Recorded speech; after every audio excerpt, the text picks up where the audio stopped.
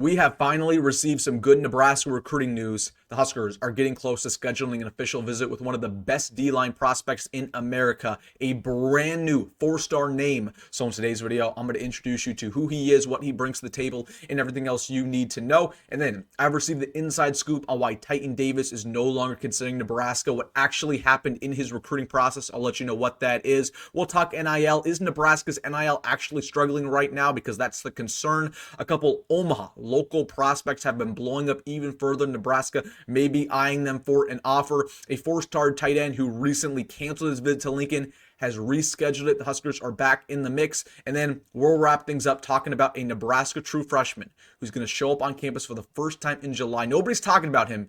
The staff, they are very high on him behind the scenes. They're expecting him to come in and not only play right away, but potentially start. We'll talk about who that guy is. So really quick, jam-packed video, hit that like button if you're fired up, or if you're just having a good Memorial Day, hit that like button. And really quick, it would make my day. Please, if you're a diehard Nebraska fan, you're unsubscribed, hit that subscribe button, join this family. Thank you so much. But without further ado, let's just jump right into it. We have a lot to talk about. Let's get things started talking D-line recruiting for Nebraska, because this has been the big concern for the Huskers over the past couple of weeks. We've talked about this extensively on the channel, that even before Tyton Davis canceled his visit to Nebraska, this was very concerning for the Huskers because Terry Braden, very new, he has not done a great job on the recruiting trail just because he hasn't been in Lincoln for that long, hasn't built that good of a relationship with these guys.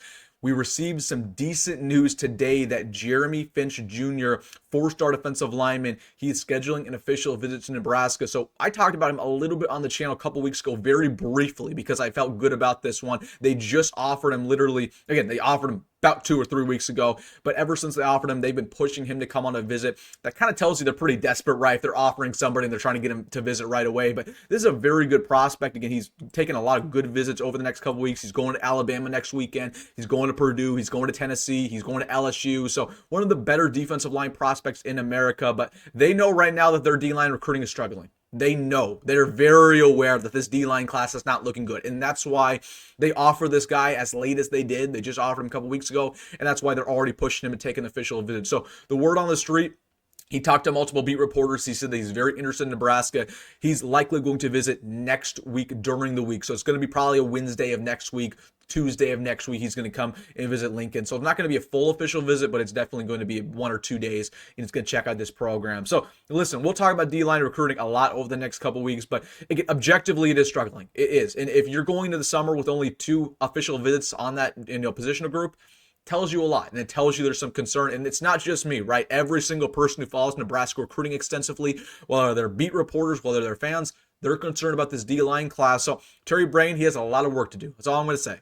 I'm not freaking out just yet, but again, it's getting concerning. It really genuinely is. But Jeremy Finch is a very good prospect. Again, great athleticism, great offer. I mean, he's only kind of a low 4-star prospect, but the offer list is so good. I mean, you got Bama in here, you got Michigan, you got Notre Dame, you got Oklahoma, Tennessee. I think Ohio State may be in there. So listen, if you got that many good offers, I always tell you, look at the offer list before the stars. Nebraska, if they can impress him on that official visit, we might be in a good spot. So I wanted to give you that update there. Looks like he'll be visiting probably next week during the middle of the week. Then Tyton Davis, I received a lot of questions about him, and I know some people were going at me. When I reported on the channel, I think it was Saturday, that he was no longer visiting Nebraska. They were saying, Wilson, you jumped the gun on this one. You told us that Nebraska was in a good place for Tyton Davis. We were in a good place for Tyton Davis, and it wasn't just me. Every single person who covers Nebraska recruiting, we were in a good place for Tyton Davis. It was pretty much out of the blue that he dropped us. Now, again, over the past couple hours, I've received kind of some info on why that happened. And again, I told you guys already, it's a relationship thing. It's really not money. It really is. And that might have played a factor a little bit. USC, obviously, they already have like 5 defensive line commits. They already have 27 commits total. So it's kind of odd that he's visiting USC. It might have been a money thing, but more than anything, it was a relationship thing. And it's very tough for Nebraska to come here with a brand new defensive line coach and Terry Braden, who barely knows him, and to build that relationship up in about 4 months. That's pretty tough. In these other schools, Michigan, Alabama, USC, he has a relationship with those D-line coaches for over a couple years. So it just tells me that I think the reason why he's no longer visiting Nebraska is he just didn't have that strong relationship. And it felt like, honestly, Nebraska was recruiting Val and Sony a little bit harder than him. So we'll see. But again, this is somebody Nebraska wanted very badly. They wanted him as bad as anybody in this entire class. And they swung and they missed. I don't think it was an NIL thing. We'll talk about NIL extensively tomorrow on the channel. and I'm going to release everything I know. Watch out for that video. It's going to be posted about, I'd say, 10 o'clock Central. I'm going to release everything I know about the NIL. So how much players are getting paid, our philosophy. It's going to be a big time video, so make sure to set notifications. But again, it was a relationship thing, not anything else. I want to talk about some in-state prospects. Jet Jamala is visiting Alabama next weekend. That's crazy, man. 4-star quarterback, obviously from Omaha, Nebraska, has not offered this kid. And again, I'm cool with them not offering him. I just think it's crazy that he's visiting Bama at this point. And Bryson Williams is a brand new name who is out of Westside in the 23 class. He just received an offer from Vanderbilt, an SEC offer. He got offers from Iowa State in here, a couple others. So again, talking about this in-state Nebraska class, this is quietly becoming one of the best in-state Nebraska classes of all time. Like, it genuinely. Like, there's not a bunch of top-end talent. There's not a lot of 4-star guys here.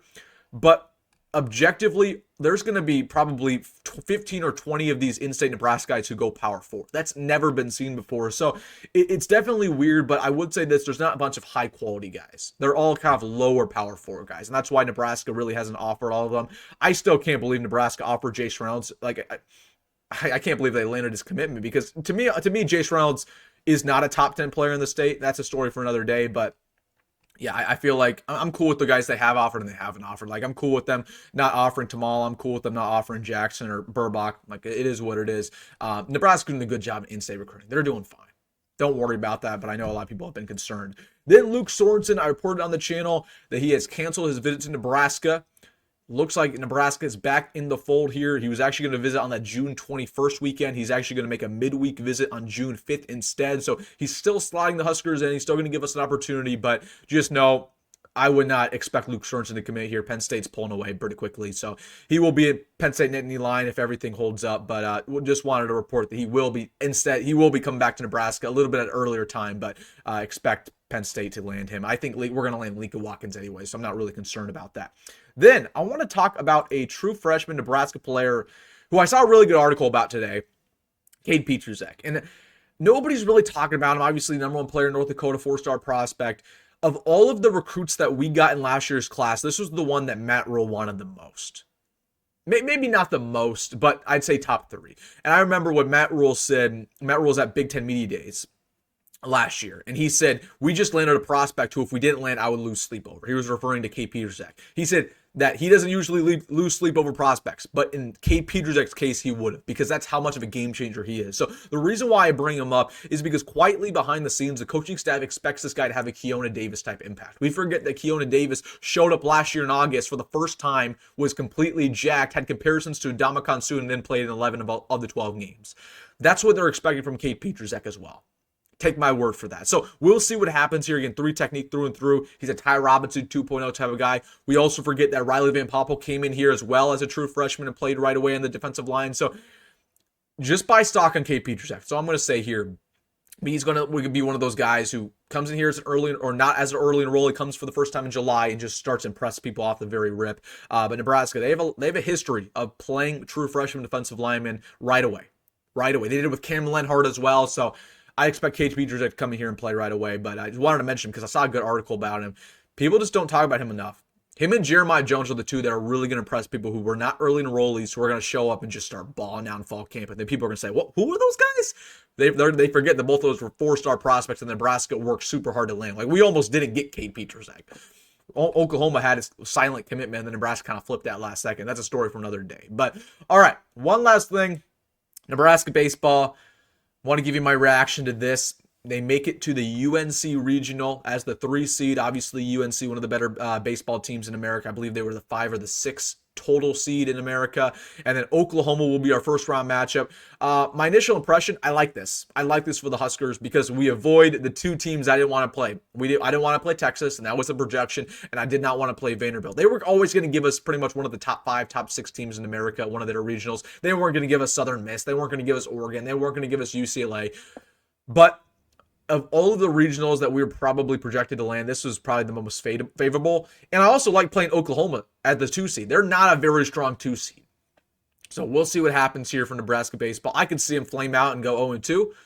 I could see them make a run. We'll see. They got to stay hot, though. They got to stay hot. We'll see. It's going to be a very fun week. One of the more underrated weeks of college athletics coming up. I love regional week. I just sit down on Thursday, Friday, Saturday, Sunday, and I'll watch all those games from nonstop. So Let me know your thoughts down below. Just about everything, guys. Again, recruiting's going to get crazy on the channel, man. It's going to get nuts. It's going to get nuts. A couple channel announcements. Again, we have a big NIL video dropping tomorrow at 10. We have our positional preview series debuting this week, and I've put a lot of work into that series this year. So this year, we're going to have in-depth graphics. We're going to have in-depth statistics. We're going to have film and so much more. So it's going to be a great video, an in-depth video going over every single position in the group as the summer progresses. So that'll be debuting, I want to say Thursday on the channel. So keep your eyes posted. Would love if you guys supported that one because put a lot of work into that one. So big NIL video coming up tomorrow. Big positional preview video coming up on Thursday.